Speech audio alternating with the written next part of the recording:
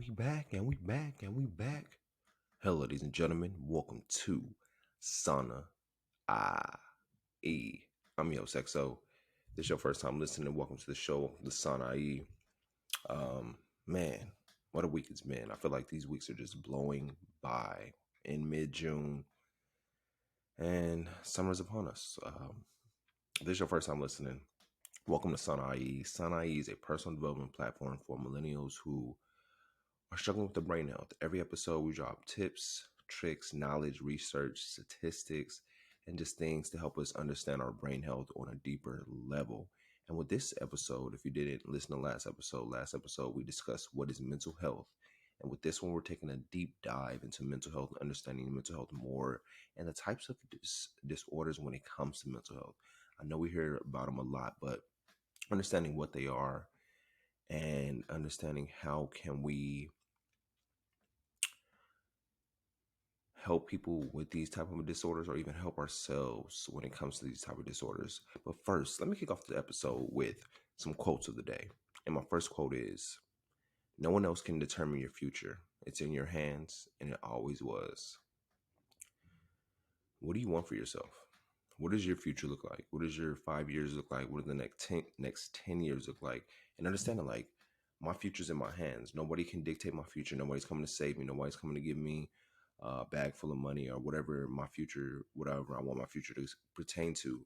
My future depends on myself and putting that work in it day in and day out to get what I want for my future, and not just wishing on it like, oh, I want to manifest this or I want this, I need this, but not putting the work behind it. So when it comes to your future, you're the only one that can really take you in that direction. You are the captain of your fate, and it's your goal or mission or purpose in life to figure out what you want for your future and work at it day in and day out, and not just sit there wishing and hoping and not even saying like, oh, I want this future, but I don't know if it can happen for me. You got to have the belief that you can have anything you want, but as well as having that willpower to go in and go after it instead of just wishing upon what you want in life. Nobody else can determine your future. It's always in your hands. So remember that, and from this day forward, keep pursuing what type of future you want. No matter how big your dreams may be, dream big and just go after it. Don't let nothing hold you back. Don't let your beliefs hold you back. And you may have to switch up your environment. Sometimes it's our environment holding us back from achieving our true dreams. But remember that nobody else can determine your future. It's in your hands and always has been. My second quote is, whatever you go, whatever you go, wherever you go becomes a part of you somehow.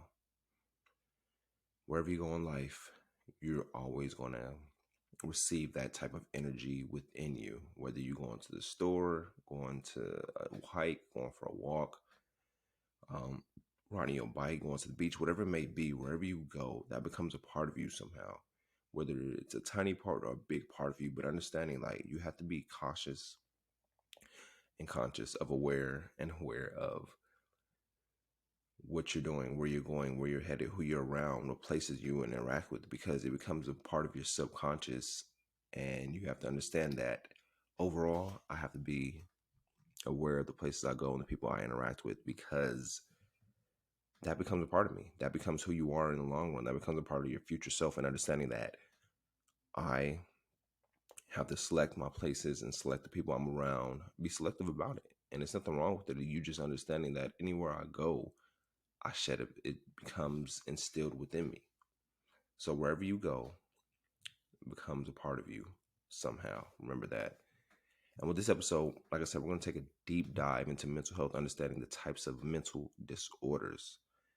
And specific mental disorders are grouped together due to the features they have in common. And some you may have heard of, like anxiety. My bad, I can't speak right now. Anxiety disorders, mood disorders, and schizophrenia disorders. Anxiety disorders are the most common mental disorders. People with these disorders have severe fear and anxiety related to certain objects or situations. Most people with anxiety disorder try to avoid exposure to whatever triggers their anxiety. And I have had a few friends who had anxiety disorders, and I never understood it at the time, because they was like, I was like, oh, let's go here, let's do this. They were like, I would, but that triggers my anxiety. And I'm like, why don't you do some deep breathing, do some meditating? But it's deeper than that. When you truly understand what an anxiety disorder is, people can't be around large crowds or be in different environments and things like that. That they have to do their rituals to calm their anxiety, and it's a work in progress. But me understanding that from the outside, I had to understand that some places they can't go, some things they can't do, and I had to accept that no matter how bad I wanted them to go or be around them. I just had to understand that their anxiety will get triggered and it will create a whole episode. And maybe you have some people in your family with some anxiety disorders or some type of disorder when it comes to anxiety. Just understanding that, how can we abide or help them cope with what they're going through when their anxiety arises. And here are some examples of anxiety disorders. The most common one is generalized anxiety disorder, which is involves excessive worry or fear that disrupts everyday living. People also may experience physical symptoms like restlessness, fatigue, poor concentration, tense muscles, interrupted sleep. Anxiety symptoms doesn't necessarily need a specific trigger in people with GAD. They may experience excessive anxiety when encountering everyday situations that don't pose a direct danger, such as chores or appointments. A person with GAD may sometimes feel anxiety with no trigger at all. And it's just really within them, that it's something they're born with. They learned how to deal with it over time, but like I said, they get triggered by doing just the littlest things of having appointments or doing chores and stuff like that. So it's understanding that people with anxiety, we have to watch over them and see how they cope, see how they deal with it and understand it more, instead of, like I said, me, I was just more concerned about myself. Like, man, it's just anxiety. You can do this, this, that. But it's like deeper than that. They've been lived with it and they know that they can't go certain places or do certain things when it comes to that.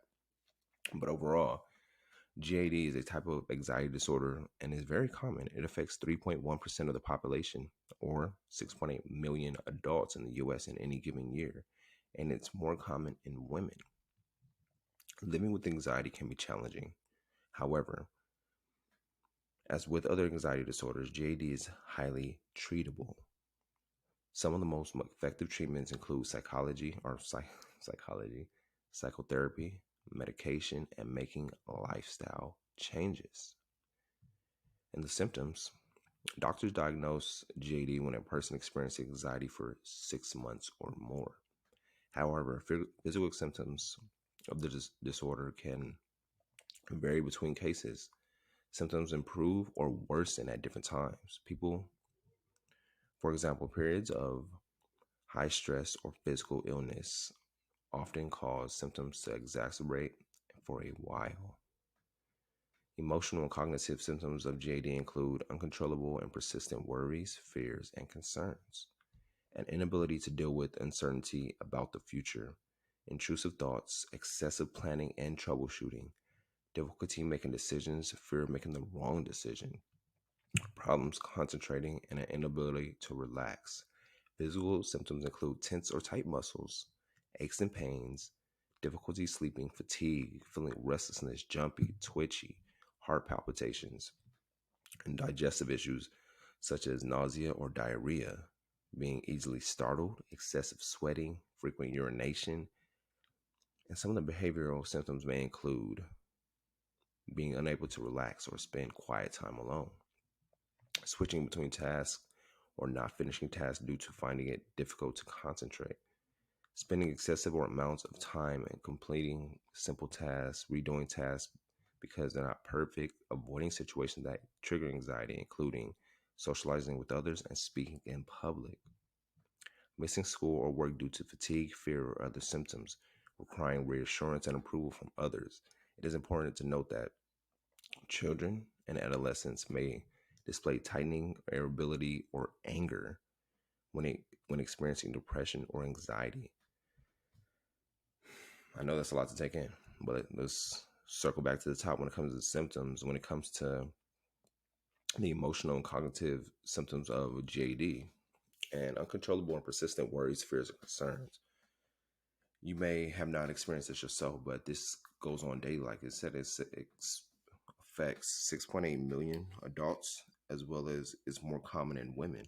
So check on the people around you. See maybe some of your friends, some of your um, girlfriends, or some of the women around you maybe experience anxiety, and they may not know it, or they may know it, but they haven't voiced it to you simply because they don't want you to be that too concerned about them, or feel they may feel less than themselves. But it's understanding that we are all here to build a community to help each other out when it comes to certain mood disorders, especially when it comes to anxiety disorders, because people deal with a lot who have anxiety disorders. Like I said, uncontrollable and persistent worries, fears, and concerns, and inability to deal with uncertainty about the future. And we're all here to help each other. If somebody around you has anxiety disorder or is dealing with generalized anxiety disorder, help them out. See how you can help them cope with this, even though they've been coping over time, but seeing how a helping hand, let them know this is a safe space for you to help them instead of you thinking about yourself or thinking like they can easily get over it, because over time they deal with it, but it's learning how can we help you suppress this and not let it control your life and you be in control of it. There's different type of symptoms when it comes to it, but understanding like if you see these symptoms with people, maybe they might not know that they have anxiety disorder and they haven't been diagnosed with it, but being that helping hand, seeing like, oh, how okay, how can we help you get through this, because we're in this together. This is both of our fight, not just yours, because a lot of people like to carry a load by themselves when it comes to certain mood disorders. But if you being there with them, helping them out and showing them that, yo, I know what you're dealing with. I know what you're going through. How can I help? Or how can we get you the necessary help to help you get through this instead of you just dealing with this alone? Because a lot of people don't like to deal with stuff alone, but they have to deal with stuff alone because they don't want to be judged. But we can't judge people with any type of disorder. We got to be there for them through it all and just help be that guiding light, be that helping hand with them instead of letting them deal with it on their own or just pushing them away or not even talking to them at all. And just understanding people, everybody goes through something on a deeper level, and just helping them out any way we can. But I appreciate y'all tuning in. I hope this episode was very educational to you when it comes to learning what anxiety disorder is, and the symptoms when it comes to the cognitive functions, when it comes to behavior functions, symptoms, when it comes to the emotional symptoms, understanding that people deal with this on a daily basis, and we have to be the ones to help them in any way we can, whether it's getting them the help or being the help that they need and understanding them more on a deeper level. Because I'm pretty sure we've all met somebody with some type of anxiety disorder, and just helping them out. Do what you can when you can instead of just pushing them away. I appreciate y'all tuning in. Enjoy y'all weekend.